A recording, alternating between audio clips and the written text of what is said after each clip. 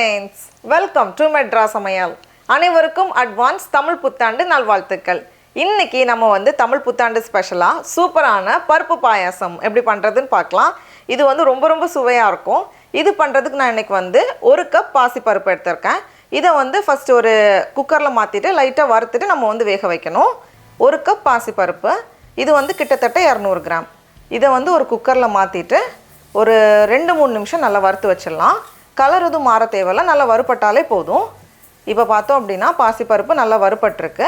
இப்போ இது கூட 2.5 கப் தண்ணி சேர்த்துட்டு நல்லா ஒரு வாட்டி கலந்துட்டு இதை மூடி வச்சுட்டு 2லேருந்து 3 விசில் மிதமான சூடில் வேக வச்சுக்கோங்க. இருக்கட்டும். இப்போது பாசிப்பருப்பு வேகிற நேரத்தில் நம்ம வந்து மீதி பொருட்கள்லாம் ரெடி பண்ணிடலாம். அடுத்தது நமக்கு வந்து ஜவ்வரிசி வேணும்.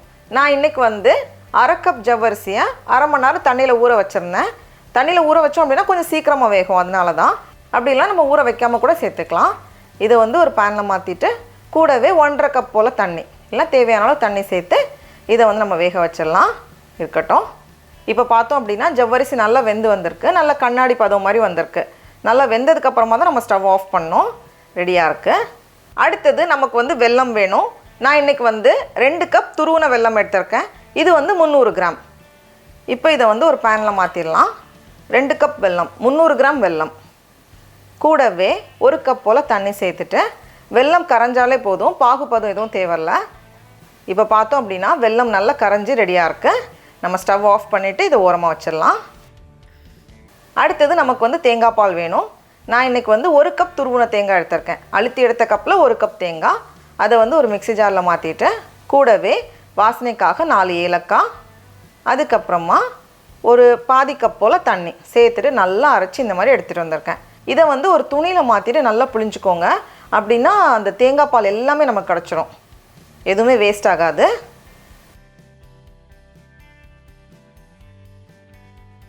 அதே மாதிரி மறுபடியும் அதை மிக்ஸி ஜாரில் மாற்றிட்டு இன்னொரு 1/2 கப் போல் தண்ணி சேர்த்து மறுபடியும் நல்லா அரைச்சிட்டு நல்லா புழிஞ்சு வச்சிட்டோம் அப்படின்னா எல்லா தேங்காய் பாலும் நமக்கு கிடச்சிரும். இது வந்து ஃபுல்லாகவே கெட்டியான தேங்காய் பாலில் நமக்கு வந்து 1லேருந்து 1.25 கப் போல் தேங்காய் பால் வேணும். ரெடியாக இருக்கு. இப்போ நம்ம வேக வச்சுருந்த பாசிப்பருப்பும் நல்லா ரெடியாகியிருக்கோம்.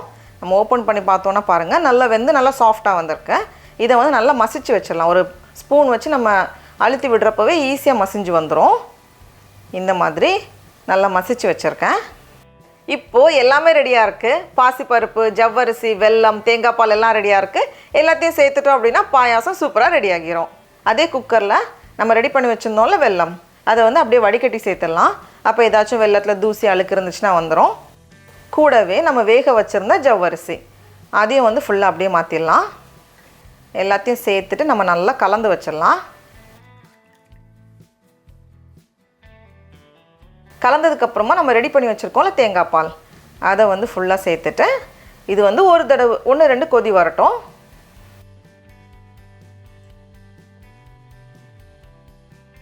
இப்போது சைடில் இன்னொரு பேனில் 2 டேபிள் ஸ்பூன் நெய் சேர்த்துக்கோங்க.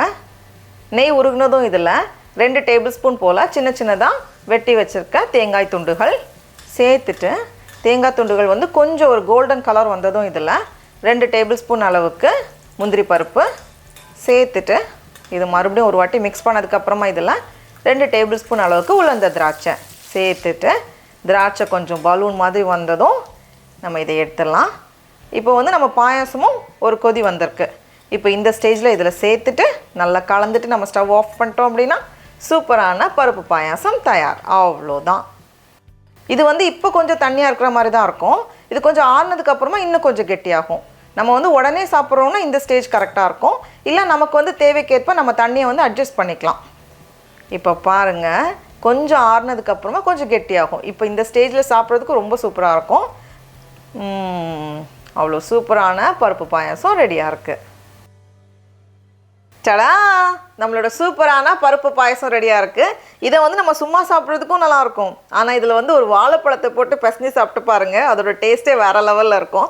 எங்கள் ஊர் சைட்லலாம் வந்து கல்யாண வீட்டிலலாம் அப்படி தான் வந்து சர்வ் பண்ணுவாங்க. அப்படியே வாழை இலையில் வந்து ஒரு கரண்டி பாயாசம், நல்ல ஒரு வாழைப்பழத்தை போட்டு பிசைஞ்சு சாப்பிடுவோம். ரொம்ப நல்லாயிருக்கும்.